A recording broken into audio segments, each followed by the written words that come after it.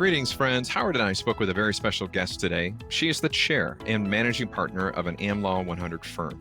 Today, we discussed her firm's focus on client-centric innovation, continuous improvement, and of course, AI. She shared with us the Japanese concept called Kintsugi and its application to facets of her firm as well as the legal profession.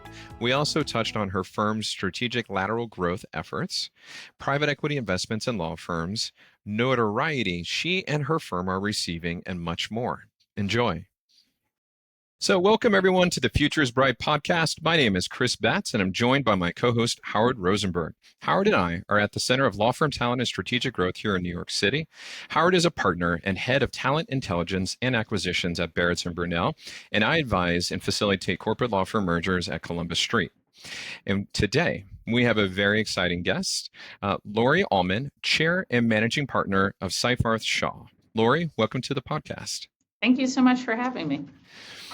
So, Lorie, you are the new, recently minted firm chair and managing partner, and the first female one, correct? That's right. Yeah. And just for context for my listeners, many of you may know already, but Seyfarth has 1,000 lawyers and about 17 offices. Is that correct, Lorie? Am I hitting that right? That's right. Yeah, okay. That's right. Very large firm, and some of those overseas offices, Australia, Hong Kong, and London. Correct. Very good.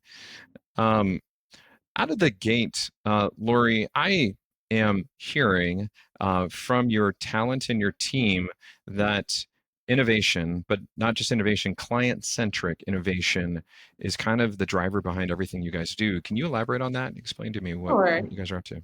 Yeah, absolutely. It's really rooted in our history to some degree. I think if you go back about 20 years at Seyfarth, we began what I would say was our innovation journey, although one could argue there's roots that go way back to the founding 80 years ago.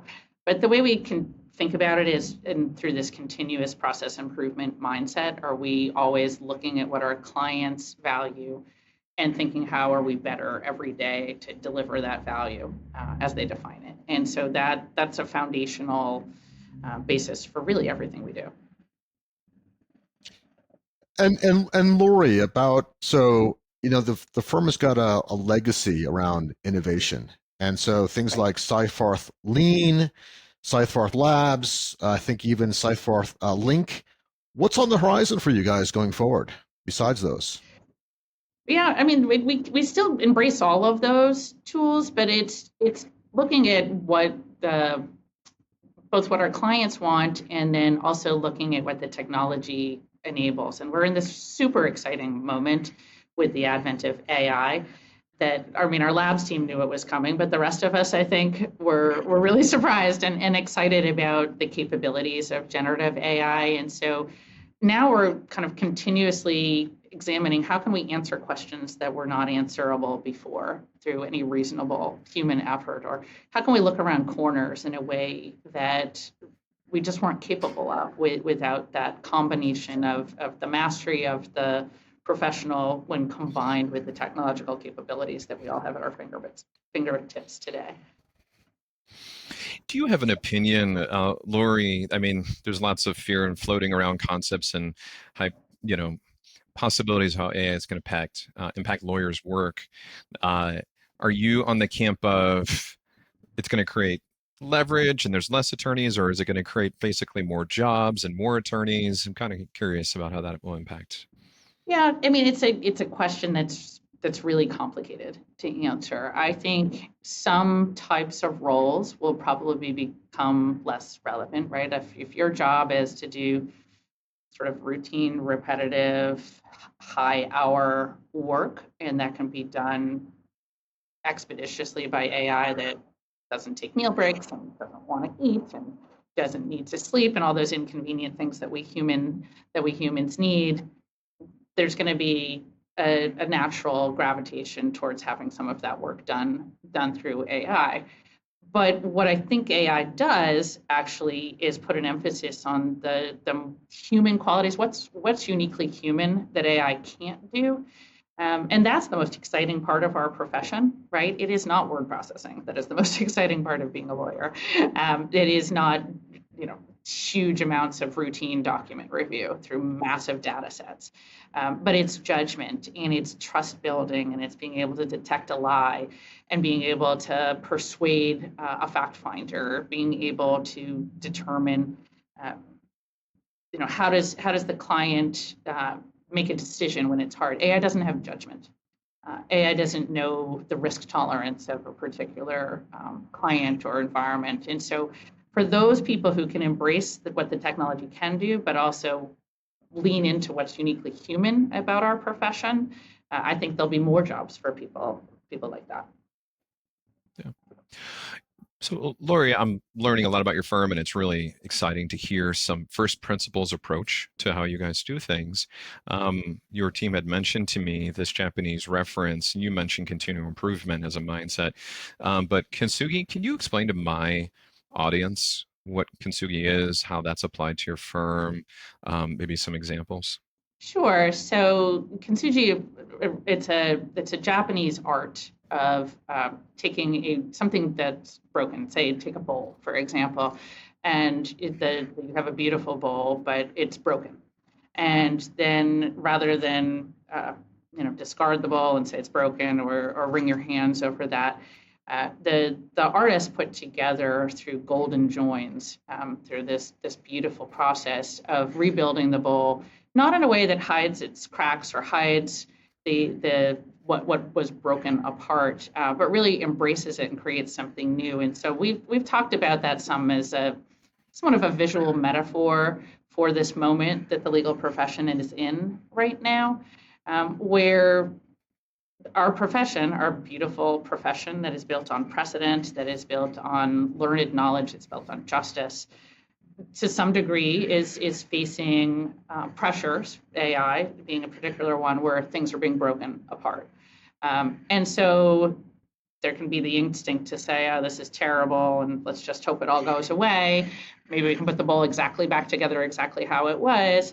But what we're trying to really do is embrace that we are at a moment where something new can be created. Instead of breaking apart, we're kind of breaking open how you practice law. And so creating something better out of the important foundational beautiful bowl we had in the first place, but saying how do we make it better with these new tools and capabilities that are at our disposal. That's a bit of a metaphor for how we're approaching this. That's awesome. Just on this theme of future-proofing a firm is almost what you're describing. I mean, whereas there are some firms sticking their hand in the sand or just really all about status quo, as much as you're allowed to share without secret sauce, revealing critical information, what does it mean to future-proof your firm in light of obviously tech and what now could be private equity and all these other dynamics that are entering into the marketplace? Sure. I mean, that's a really complicated question on everything you need to do, but I think at a high level, really what a future-proof firm is a firm that's listening very carefully to its clients. I try to spend a lot of time with our clients, and I've just recently spent time with some of truly, world-class companies, Fortune 20 companies that are leading the market and what they do. And I listen to where they're thinking about innovation and how they're thinking about AI. And these really successful companies are thinking about how their customers are going to be impacted, how they'll make the customer experience better. And so I think we have to draw an analogy from that and say, how are we making our customers or to our clients, what are we doing to make their experience better, to deliver value as they define it, using these capabilities that we didn't have previously? And so if you build this foundational culture, which is sort of the short answer to this, I think, of always thinking, how does our client define value? Am I always testing that and always asking that question? And then am I examining what are all the tools at my disposal and all the systems and strategic design at my disposal to try to deliver that? Then that's future-proofing your firm, because our clients have the resources and focus and commitment to this technological change, and a law firm that just won't embrace that is going in a way that's divergent from their clients, I think. And Lorie, picking up on Chris's point about future-proofing the organization, this kind of goes across between kind of innovation and talent. I mean, how do you manage or motivate 4 to 5 generations of talent under one roof to kind of future-proof the organization? How do you do that? Yeah, well, it's kind of interesting. I had this stereotype that, oh, this is techie, right? And so the new people will really embrace it, and the more senior lawyers, including the ones who type like this, will want nothing to do with this. But it was actually a little bit opposite of that, because I'll just try to give the short answer to this. Law schools aren't necessarily sending the message, for the most part, that AI is good. They're sort of saying it's going to take your job, or it's cheating if you use it. And so we actually found some of the more junior lawyers having more trepidation about it, and some of the more senior lawyers who had confidence in their ability to use judgment to know when AI was right and when AI was hallucinating, who understood where it was strong and where it was weak based on their years of experience, actually embraced it a little bit more. And so it's been a kind of interesting when you get this simultaneous learning. You've got certainly a generation that's much more tech savvy than maybe the people who started 40 years ago, but at the same time a little less confident in knowing how to use it and when it's right and when it's out of place. So we're to some degree all on the same journey, which is sort of fun and exciting. It's also really, nobody knows this really well, and so we're trying to explain to everybody, you don't have people who are decades ahead of you on AI. They're certainly not lawyers, anyways, if there are, and so you have an opportunity really to be at the cutting edge of what you do, and that's exciting, and I think people lean into that.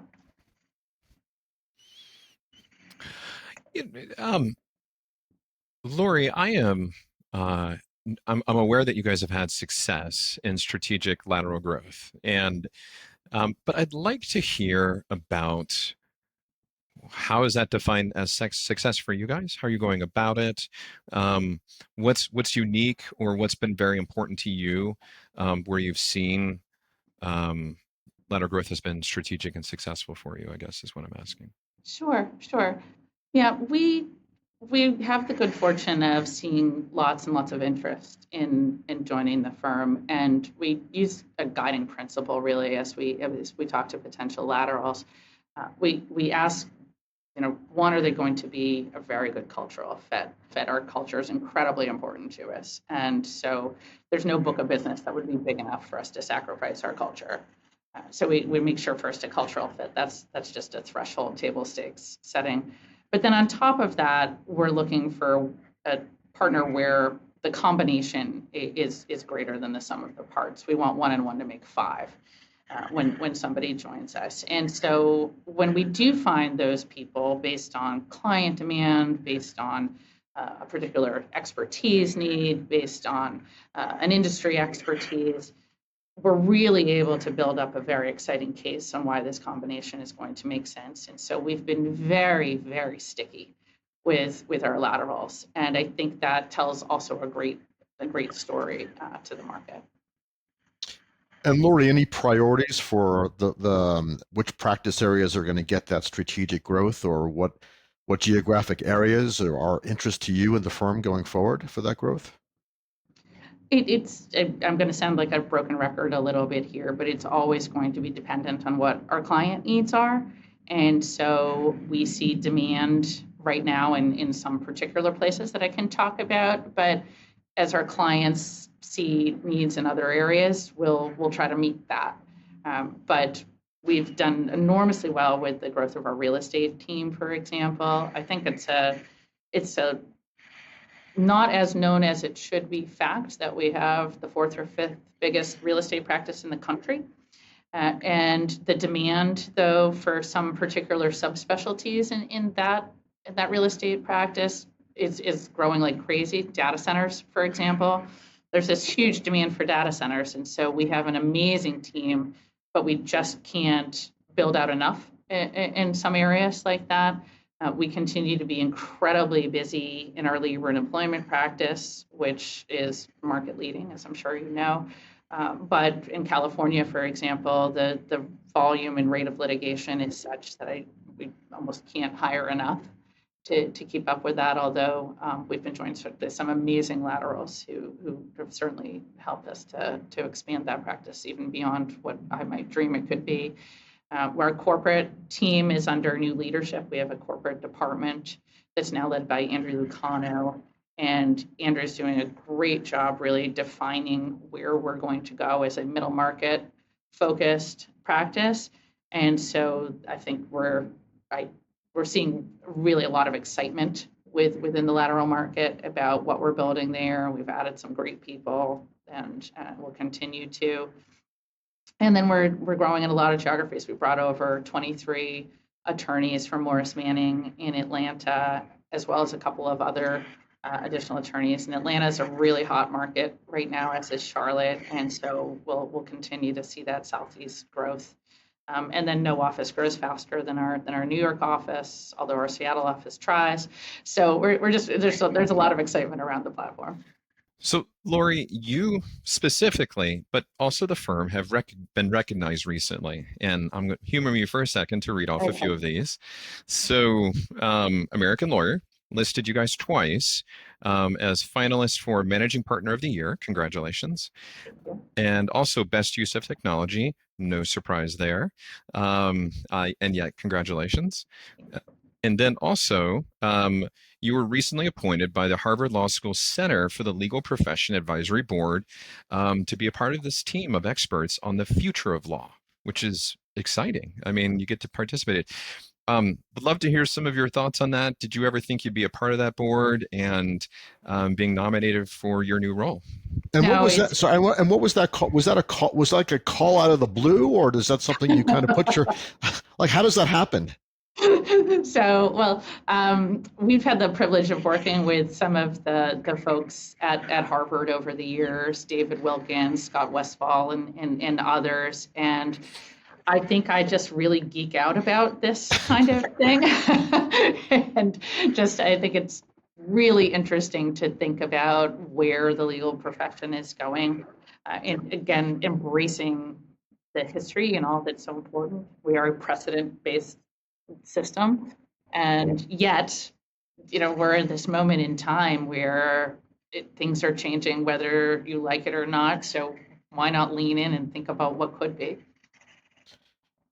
And that seems to be a common theme. That's why Chris and I love doing these podcasts, because obviously you have the war for talent, you've got the ever-increasing new capital coming into the business, and then you've got the technology curve, and all those are like a perfect storm in the industry and for firms to navigate.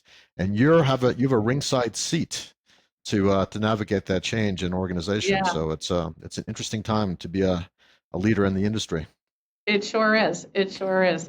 It's some of the things that were not that come across were not on your bingo card when you started law school, right? But here we are. Lorie, could you humor me for a second, and without feeling like you have to be held to the fire on this in the future, but if you had a magic ball, what would surprise all of us in 10, 15, 20 years from now? Do you think that's going to happen? Do you think that's coming? Obviously, the idea of private investment in law firms was not on the table, and yet it's been rumored in different ways. And the AI thing is, I wouldn't call it a curveball, but it's a big deal. What is it that we should be looking for, or something maybe that's in the back of your mind thinking, I know what we're going to look like, or we couldn't anticipate in the future? Oh gosh, well, if I had that crystal ball, right, I'd be happy to share it with everyone. I think private investment in law firms is something we're going to probably see broaden. I really do. There are challenges to that for sure, but technology is such that there's a big opportunity for private investment. Now, what it looks like, I don't know. I'm not sure it's going to be a law firm being owned straight up by private equity. I think there's a lot of challenges that would be presented by that as well. But there's probably partnerships and models that where you could see that private investment being sort of an interesting way to afford, frankly, the technology, the investment, the training that law firm partnerships don't. I do think technology is going to fundamentally change how lawyers learn in a really significant way. And again, you're not going to learn to be human from AI. You're going to learn those really important skill sets from the people you're around and the absorbing the environment, the osmosis that happens when folks are together. But some of the things that we've done are going to be done by the machines, and it'll be sort of an amusing distant past. I mean, I remember learning to actually blue book with a book that was blue and being told I couldn't use online legal research my first year in law school because I had to learn how to do the reporters, because we would always have the reporters in the library. And I think if I walked to most of our associates now and talked about, did you get an actual blue book in law school, they would probably think, what are you talking about?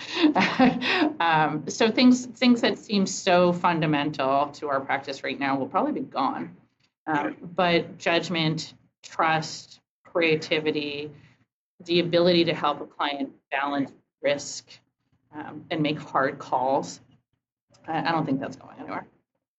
So let me ask Chris this question in a different way, and this is kind of a crystal ball question, but what's one experiment that you'd like to kind of run at Seyfarth if time and budget was like no object?